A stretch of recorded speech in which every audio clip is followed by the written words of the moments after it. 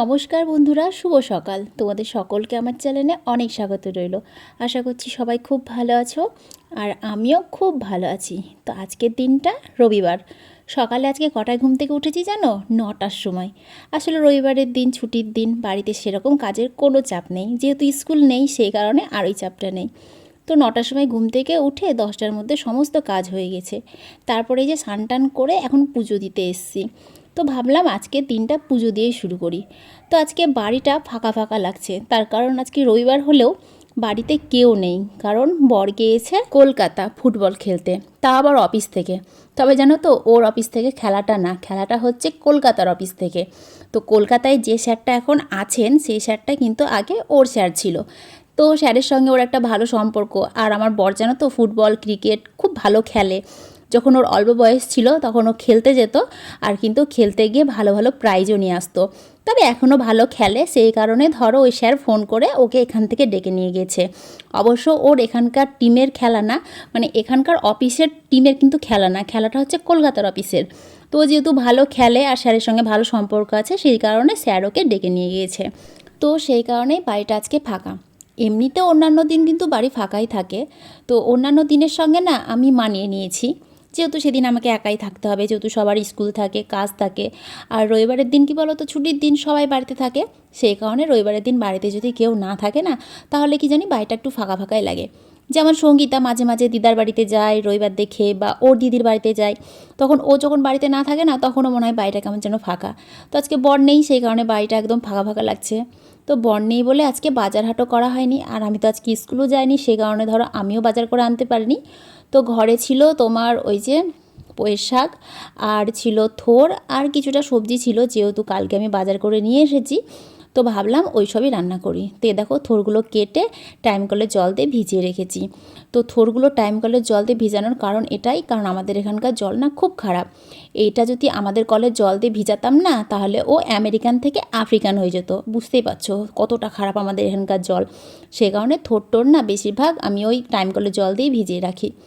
তো ভাত বসালাম, ডাল বসালাম, আর ওইদিকে থোর ভাজা কেটে রেখেছি, আর পুঁই শাক কেটে রেখেছি। তো প্রচণ্ড খিদে পেয়ে গেছে সকাল থেকে, যেহেতু কিছুই খাইনি, তাই ভাবলাম ফ্রিজে একটু রসমালাই আছে, খাই। আর এই রসমালাই মিষ্টি খেতে না আমার বেশ ভালো লাগে। তো তোমরা হয়তো ভাববে যে আমি সব কিছুই কেন খাই, সব কিছুই কেন বলি বেশ ভালো লাগে।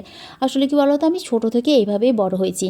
মানে আমার মা দিদা সবাই শিখিয়েছে মেয়েদেরকে সব কিছু খেতে হয়, মেয়েদেরকে কোনো কিছু না করতে নেই, মানে খেতে না করতে নেই, বা নাক তুলতে নেই, যেটা খাবো না ওটা খাবো না, মেয়েদের কপালে যা জুটবে তাই খেতে হবে। তো আমরা সেইভাবেই বড় হয়েছি, সেই কারণে সব কিছুই খাই, আর সব কিছু খেতে ভালো লাগে। তো শাকসবজি বেশি ভালোবাসি খেতে। তো ওই যে দুপুরবেলায় গল্প করতে করতে রান্না হয়ে গেল থোর ভাজা, মুসুরির ডাল, আর পুঁই শাক। তো এখন যাব ঘরবাড়িটা একটু পরিষ্কার করতে। তো রান্নাবান্না যেহেতু হয়ে গেল, তো সেই কারণে একটু ঘরবাড়িগুলো পরিষ্কার করে নিচ্ছি। তো ঘরবাড়ি পরিষ্কার বলতে দুপুরবেলাতে একটু ঝাড়ি দেবো, আজকে আর মুছবো না, খেয়ে দে ওই যে এটুকু থাকবে সেইটুকু মুছবো। আর এদিকে দুদিন ধরে বৃষ্টি নেই, তাই প্রচণ্ড গরম পড়েছে, আর মুসুরির ডালের সঙ্গে একটু লেবু হলে বেশ জমে যায়, তাই না? তো বাজার যেহেতু যায়নি, তাই মুসুরির ডালের সঙ্গে লেবু খাবো বলে লেবু আনা হয়নি। তো ভাবছি একটু মাসির বাড়িতে যাব, কারণ আমার মাসির বাড়িতে না লেবু গাছ আছে। তো সেই কারণে তাড়াতাড়ি একটু ঝাঁট দিয়ে নিলাম। আর আজকে না খুব তাড়াতাড়ি রান্নাও হয়ে গেছে, কি জানি ঘুম থেকে উঠতে দেরি হয়েছে ঠিকই, কিন্তু কাজ কাম রান্না বান্না অনেক সকাল সকাল হয়ে গেছে। ওই যে একটানা কাজ করে নিয়েছি, একটু থামেনি। তো দেখো আজকে ঝাঁট দিতে দিতে রাস্তাতেই চলে গেলাম, পুরো রাস্তাটাও ঝাঁট দিয়ে নিলাম। আসলে একটু নোংরা হয়েছিল, তো সেই কারণে ঝাঁট দিলাম।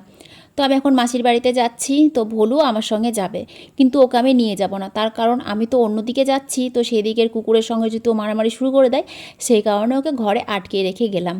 তো আমি আসছিলাম দেখে না ও একটু কান্নাকাটি করছিল, কি করব বলো, কাঁদছে কাঁদুক, একটু পরেই থেমে যাবে, কিন্তু নিয়ে গেলে তখন মারামারি করবে। তাই মাসির বাড়ি যাচ্ছি দেখো গামছা গায়ে দিয়ে।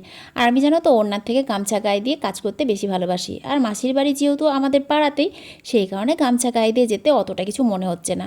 আর কি বলো তো, পাড়ার বাইরে গেলে তখন হয়তো ওড়না নিই, কিন্তু পাড়াতে ঘুরলে বা দোকানে গেলে বেশিরভাগ আমি গামছা গায়ে দিয়েই ঘুরি। শুধু আমি বলে না, এরকম পাড়াতে অনেক বউ মেয়ে আছে যারা ওড়না কম গামছা বেশি ব্যবহার করে। তো যাই হোক, মাসির বাড়িতে চলে এসেছি।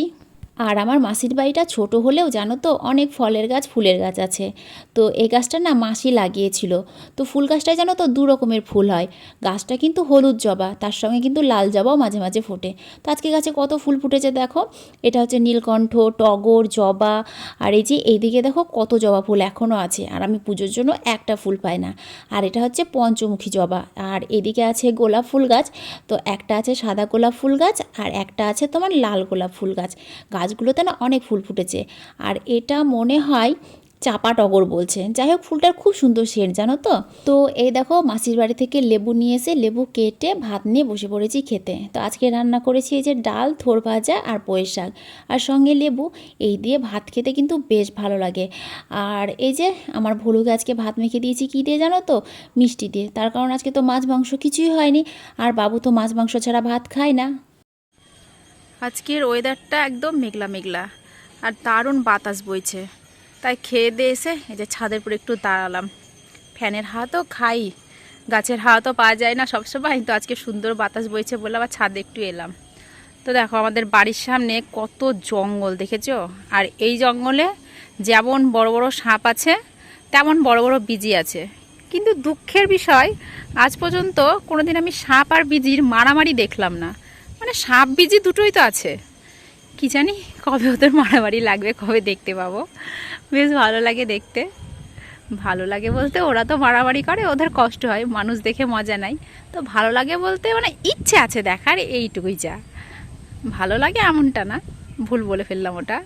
ও তো ছাগলটা টুকি মেরে আমার দিকে তাকাচ্ছে ওই কাপড় জামার ভেতর দিক দিয়ে। বাহ, কি দারুণ হাওয়া গো, মনে হচ্ছে এখানে শুয়ে একটু ঘুমিয়ে যাই। তো আমাদের ওদিকে রাস্তা হচ্ছে, দেখো কারেন্টের পোল পুঁতছে ওদিকটায়। আগে দিকটা পুরোটাই বাগান ছিল, এখন আস্তে আস্তে সব বিক্রি হয়ে যাচ্ছে, বিক্রি হয়ে বাড়িঘর হয়ে যাচ্ছে। দেখো কারেন্টের পোল পুঁতেছে, দেখতেই পাচ্ছ। লাইনও দিয়ে দিয়েছে, বাড়ি হচ্ছে তো ওইদিকে, সেই কারণে কারেন্টের লাইনটা করে দিল। কালকে আমার দেখো গাছের টব, টব তো না বালতি, বালতিটাকে তুলে এই যে ওপরটায় রাখতে গিয়েছিলাম, দিয়ে হাত থেকে পিছলে পড়ে গেল, দিয়ে ভেঙে গেল। তো আর তুললাম না, এইভাবেই থাক। এইভাবে থাকলেও গাছ ভালো হয়, তার জন্যে না। আর ওই বালতির মধ্যে যতটা না গাছ ভালো হয়, ততটা কিন্তু এই যে এসব জায়গাতে ভালো হয়।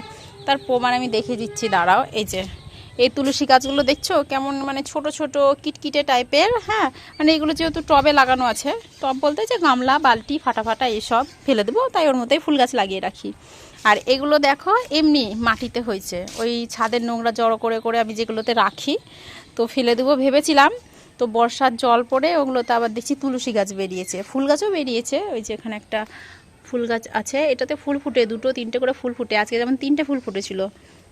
তো দেখো এইদিকে মাটির ওপরে হয়েছে তো। তো এই গাছগুলো আবার কত সুন্দর একদম ফনফনে হয়ে উঠেছে। আর পাতাগুলো দেখো কত বড় বড়, মানে কিটকিটে ভাবটা নাই। আর আমাদের ছাদে জানো তো দুটো বট গাছ আছে। এই বট গাছগুলো কী করে হয়েছে বুঝতেই পারছি না। তো এই দেখো একটা বট গাছ, বট গাছের নিচে যে তুলসী গাছ বেরিয়েছে, ওই উপর থেকে মঞ্জুরি পড়ে পড়ে পড়ে অনেকগুলো গাছ বেরিয়েছে। তুলসীর চারা অনেক বেরিয়েছে, এই যে ছোট ছোট দেখছো না, এগুলো সব তুলসীর চারা। আরও ওইদিকে অনেক আছে, আবার ওইদিকেও একটা বট গাছ আছে।